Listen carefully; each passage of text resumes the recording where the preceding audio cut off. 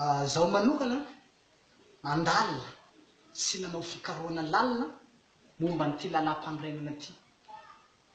Rehefa nandalina n'ity lalam-panorenana ty aho dia nahatsapa ary efa natsinjo sahady ny fivoarana sy ny fahafahan'ny vahoaka malagasy. Zany hoe efa tazako sahady zany ny fivoarana sy ny fanafahana ny Madagasikara rehefa nandalina n'ity lalam-panorenana ty aho. Ary nitombo ny finoako sy nitoky tao anatiko fa tena hiova tanteraka ny tantaran'i Madagasikara rehefa afaka kelikely eo, rehefa mitondra firenena i Andriamatoa Marc Ratandrasa. Tena feno ny fanantenako ary nitombo ny finoako rehefa nanao fikarohana lalina an'ity lalam-panorenana ty. Anareo moa mbola tsy mahita anazy ty ary mbola tsy namaky azy ty. Fa za mino fa rehefa mamaky an'ity lalam-panorenana ty ianao ary mahazo an'ity lalam-panorenana ty ianao ka mandalina azy lalina dia hitombo ny fanantenanao ary tena hinomany aho fa hiova ny tantaran'i Madagasikara. Hoe tsy kobakambava fotsiny zany le piba atao amin'ny Facebook eto hoe hiova ny tantaran'i Madagasikara, ho lasa sahedena, ho lasa paradisa, anjary, hihinam-bary, ho avoka-bary ny tany. Tsy hoe piba fotsiny zany fa zavatra tena ho tanteraka raha ianao nandalina lalina an'ity lalam-panorenana ty. Ary ho tsapanao amin'izay fotoana zay fa tena hiova marina ny tantaran'i Madagasikara. Asaiko moa nareo mba samby handinika an'ity lalam-panorenana ty ary miangavy antsika rehetra zaho mba samby hangetaheta hijery an'ity lalam-panorenana ty tsika rehetra, indrindra fa itsika zay nianatra mahafantatra tsara resaka rafi-pirenena, fitondrana fanjakana, mba samby handalina atsika hoe ndao nge mba ho jerena io lalam-panorenana zay avy any an-danitra io lalam-panorenana zay noentin'ny Marc Ratandrasa avy an-danitra any io mba ho jerentsika io. Fa tsy hitovy amin'ny lalam-panorenana zay namboarinareo olombelo. Anareo moa zany amin'izao fotoana zao dia mikonokono hoe hanavao lalam-panorenana. Andaotsika hanavao lalam-panorenana. Zaho milaza aminareo fa tsy tokony hanavao lalam-panorenana tsotsika fa ity ny tokony hapetraka. Aza mbola ho lany andro handalina hoe hametraka lalam-panorenana zany fa zany zavatra narafitsy ny olombelo zany. Olombelo mangery no mandrafitra an'izany. Fa ity dia rafitra avy any an-danitra any. I Jesosy Kristy avy any Nazareta mihitsy no nandrafitra n'ity lalam-panorenana ity. Donc zany tsy tokony mbola handany fotoana tsika handeha hoe andao hanova lalam-panorenana dia handrafitra lalam-panorenana vaovao indray. Fa aleo ampiaro ty lalam-panorenana avy any an-danitra ity. Ity ny lalam-panorenana andao dinitsika rehetra. Tsika samy mahay mamaky teny, mahay manoratra sy mamaky teny tsika gasy, dia andao samby handalina an'ity lalam-panorenana avy any an-danitra zay noentiny Marc Ratandrasa ty. Fa zaho mino fa raha mamaky an'ity lalam-panorenana ity ianao dia tonga saina avy hatrany hoe andao apetraka ty lalam-panorenana ty fa tsy tokony hanao lalam-panorenana intsony tsika ary tsy tokony hanova lalam-panorenana intsony fa tokony ty avy hatrany tokony ho apetrakintsika eto amin'ny firenena malagasy. Ka izay zany dia manentana aho zany amin'izao fotoana zao hoe dinio ty lalam-panorenana ty fa tena maharesy lahatra mihitsy mandalina n'ity lalam-panorenana ty. Ary mahabe fanantenana sady mampitombo ny finoana ary mahabe toky tanteraka hoe tena hanjary ty zavatra atao ty ary tena hampiova ny tantaran'i Madagasikara.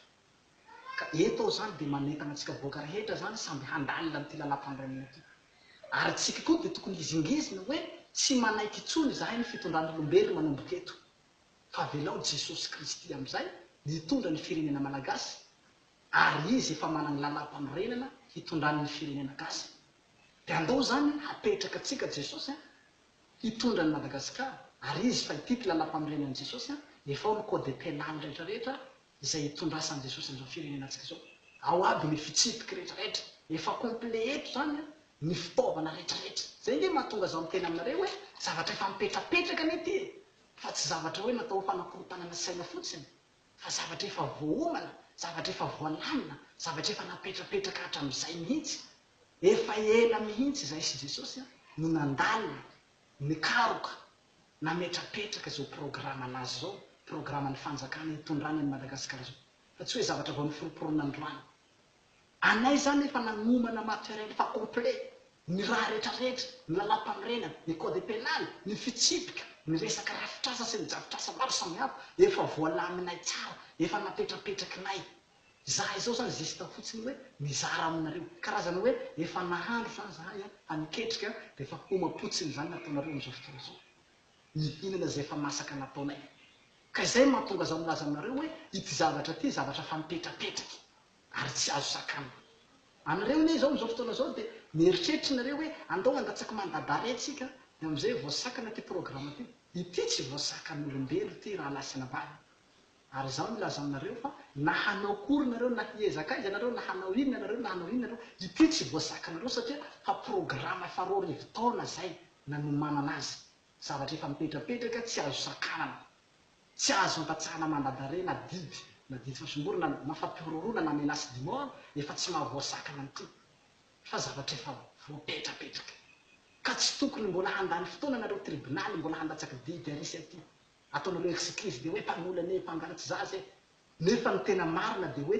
hamingana an' jesosy hanakana ny programmeandriamanitra ny tanjo anareo dia ametraka mandadare tsy voasakany mandadarenareo ty programme an' jesosy ty fanjakam-pisorona ty tsy voasakanareo ty manohitra an' jesosy nareo na manohitra an'ity ary nareo mpanao politika zay mbola manana programme hilatsaka filoham-pirenena amin'izao fotoana zao dia mifaninana amin'i jesosy nareo tadidio fa jesosy ny adversaire-anao zao dia ho hitako zay ho lany na ianao na jesosy raha ianao lany tena mafy be anao fa za mino fa ianao tsy lany zany dia fa aza lany fotoana ianao mbola hanao propagande na hilatsaka filoham-pirenena indrindra fa ny atoko tim ny atoko tgv ny atoko ny hvm dia aza mandany fotoana tsony ny atoko ny arema mbola hilatsaka filoham-pirenena fa i jesosy ny adversaire anao zao dia hifaninana amin'i jesosy ianao zao tsy possible anao lany zany tena sere zany ianao tsy lany zany na handany vola firy zay mahatonga za mitena aminareo hoe raha vola tadiavinareo dia aleo miresafa amiko fa anao taratasy tsika omena vola nareo